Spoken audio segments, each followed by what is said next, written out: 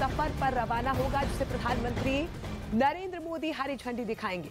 ये क्रूज विदेशी मेहमानों को लेकर 51 दिन की यात्रा के लिए वाराणसी से निकलेगा और इसका सफर 5 राज्यों और बांग्लादेश से होते हुए असम के डिब्रूगढ़ में खत्म होगा। दुनिया का सबसे बड़ा लग्जरी रिवर क्रूज सफर पर जाने को तैयार है। बस प्रधानमंत्री नरेंद्र मोदी की हरी झंडी का इंतजार है। गंगा विलास क्रूज वाराणसी के रविदास घाट से प्रधानमंत्री नरेंद्र मोदी की हरी झंडी के बाद रवाना हो जाएगा। प्रधानमंत्री नरेंद्र मोदी वर्चुअली इसे हरी झंडी दिखाएंगे।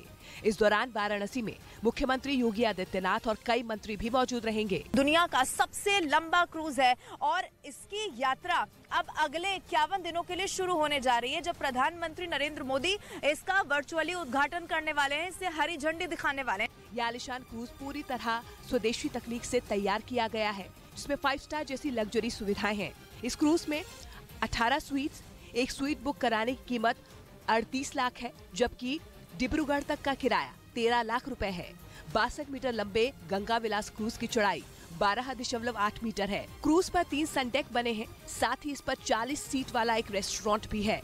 स्वदेशी तकनीक और फर्नीचर से लैस है। अगर इसकी लंबाई चौड़ाई की बात की जाए तो लगभग 62 मीटर ये लंबा है और 12.8 मीटर इसकी चौड़ाई है। 18 लग्जरी कमरे इस क्रूज में है और ये जो टॉप में जो आप एरिया देख रहे हैं, यहाँ पर भी बहुत आधुनिक सुविधाओं से लैस इस क्रूज को बनाया गया है। गंगा विलास क्रूज को पर्यटन कारोबार के लिहाज से बड़ा तोहफा माना जा रहा है। अपने सफर के दौरान ये क्रूज ऐतिहासिक पर्यटन स्थलों की सैर करवाएगा। गंगा विलास क्रूज के 3200 किलोमीटर के सफर के दौरान पर्यटक देश की ऐतिहासिक धरोहर और संस्कृति से रूबरू होंगे। ये क्रूज भारत और बांग्लादेश से गुजरने वाली 27 नदियों के रास्ते अपनी मंजिल पर पहुंचेगा। इस लंबे सफर में गंगा विलास क्रूज पटना, साहिबगंज, कोलकाता, ढाका और गुवाहाटी जैसे 50 पर्यटक स्थलों से होकर गुजरेगा और विश्व विरासत से जुड़े 50 से ज्यादा जगहों पर इसका पड़ाव होगा। साथ ही देश की नदियों में आधुनिक क्रूज का सपना भी पूरा होगा। की नदियों में आधुनिक क्रूज चले, व्यापार भी हो, टूरिज्म भी हो, इस दिशा में हम तेजी से आगे बढ़ रहे हैं। यात्रा के जरिए विदेशी पर्यटक भारतीय सभ्यता और संस्कृति से रूबरू होंगे। 51 दिनों की यात्रा ये जो क्रूज है वो करने वाला है, तो उसमें ऐसे भी बहुत सारे पॉइंट्स होंगे, ऐसे स्पॉट्स होंगे जिन्हें कवर किया जाएगा, जिनका जो जिक्र है वो महाभारत में भी देखने को मिलता है। गंगा आरती के साथ शुरू होने वाले सफर का आखिरी पड़ाव असम का डिब्रूगढ़ होगा। डिब्रूगढ़ में बताया जा रहा है कि 1 मार्च को ये जो गंगा विलास क्रूज है वो पहुंच जाएगा। 51 दिनों की ये पूरी यात्रा होने वाली है। 5 राज्यों को इसमें कवर किया जाएगा और बहुत सारे ऐसे पर्यटन स्थल होंगे जिनके बारे में शायद विदेशी जो लोग हैं, जो टूरिस्ट होंगे, उन्होंने सुना भी नहीं होगा। अब इस यात्रा के जरिए सांस्कृतिक धरोहरों को देखने के साथ साथ लोगों का मनोरंजन भी होगा। इसके अलावा बांग्लादेश से अच्छी कनेक्टिविटी के साथ जल मार्ग का विकास भी होगा। तो दुनिया का सबसे लंबा रिवर क्रूज सफर के लिए तैयार है। प्रधानमंत्री नरेंद्र मोदी आज वाराणसी से गंगा विलास क्रूज को रवाना करेंगे, जो 5 राज्यों और बांग्लादेश तक 3200 किलोमीटर का सफर तय करेगा। इस दौरान क्रूज 27 रिवर सिस्टम से गुजरेगा और 50 पर्यटक स्थलों पर रुकेगा। वाराणसी से डिब्रूगढ़ तक 51 दिनों में सफर पूरा करेगा। इस क्रूज में 40 क्रू मेंबर की टीम मौजूद रहेगी।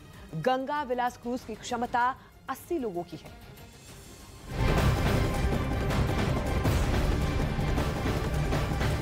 तो भारत आज इतिहास रचने वाला है। प्रधानमंत्री नरेंद्र मोदी गंगा विलास क्रूज को हरी झंडी दिखाने जा रहे हैं। दुनिया का सबसे लंबा रिवर क्रूज 51 दिनों में वाराणसी से बांग्लादेश तक का सफर तय करने वाला है।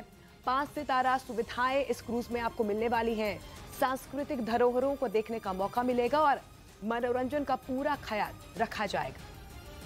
ये जो कमरे इस वक्त आप ऊपर की तरफ अगर मैं आपको दिखाऊं, आप देखेंगे तो ये वो कमरे हैं जहां पर पूरी तरीके से सुविधाएं जो पर्यटक हैं उन्हें मिलती हैं, जिसमें कन्वर्टेबल बेड होता है। इसके अलावा एसी की सुविधा होती है।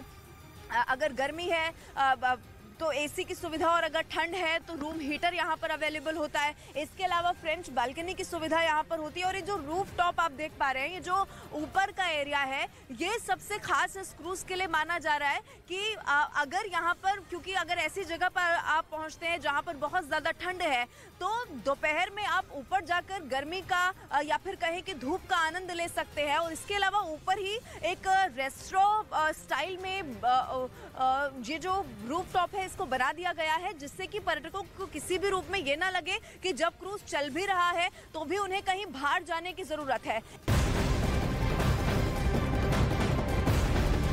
तो आधुनिक सुविधाओं से लैस क्रूज को खास तरीके से भी सजाया गया है। इसीलिए ये बहुत खास है क्योंकि इसमें इस बात का ख्याल रखा गया है कि हर चीज यहाँ पर भारत की ही बनी हुई हो।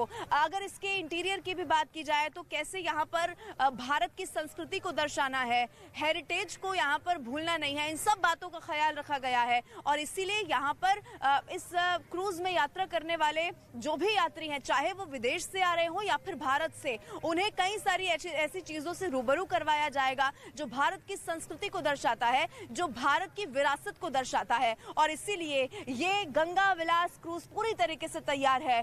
जब प्रधानमंत्री नरेंद्र मोदी वर्चुअली इसका उद्घाटन करेंगे, इसे हरी झंडी यहां से दिखाएंगे। अब आपको ग्राफिक्स के जरिए बताते हैं कि इस क्रूज की खासियत क्या है। इस क्रूज पर 51 दिन के खाने का सामान रहेगा। क्रूज पर सफर के लिए 5 साल के लिए एडवांस बुकिंग हो चुकी है। गंगा विलास के स्वीट्स के वॉशरूम में अटैच बाथटब की सुविधा भी आपको मिलेगी। साथ ही स्वीट के बेडरूम में कन्वर्टेबल बेड भी होगा। इस स्वीट में एलईडी टीवी और तिजोरी भी है।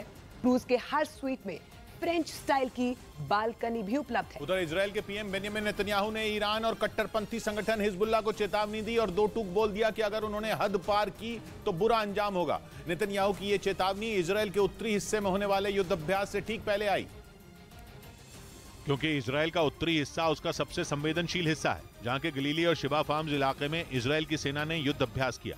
यानी इजराइल की सेना ने उन इलाकों में अपनी ताकत दिखाई जो जॉर्डन, लेबनान और सीरिया के बॉर्डर से लगते हैं, जहां इजराइल की तोपों ने इतनी आग उगली कि दुश्मन का कलेजा कांप जाए। इजराइल का कहना है कि इस मिलिट्री ड्रिल की प्लानिंग पहले ही हो चुकी थी और इसका मौजूदा हालात से कोई लेना देना नहीं है। लेकिन ड्रिल से ठीक पहले नेतन्याहू इजराइल के उत्तरी हिस्से के दौरे पर चले गए, जहां नेतन्याहू ने अपनी सेना और मिलिट्री ड्रिल की तैयारियों का जायजा लिया और ईरान और लेबनान के कट्टरपंथी संगठन हिजबुल्लाह को उनकी हद याद दिलाई, क्योंकि नेतन्याहू ने बयान दिया कि जिन लोगों को रेड लाइन याद नहीं, उन्हें हमारे सैन्य अभ्यास से वो याद आ जाएगी। यही नहीं, उन्होंने ये भी कहा कि सीरिया से लगी इजराइल की सीमा पर उनकी नजर है, क्योंकि उन्हें पता है कि ईरान वहां से इजराइल में घुसपैठ की कोशिश करेगा और इजराइल ऐसा नहीं होने देगा। एक बार फिर से इजराइल की सत्ता संभालने वाले नेतन्याहू ने हिजबुल्लाह को भी बता दिया कि इजराइल उससे लड़ने के लिए तैयार है।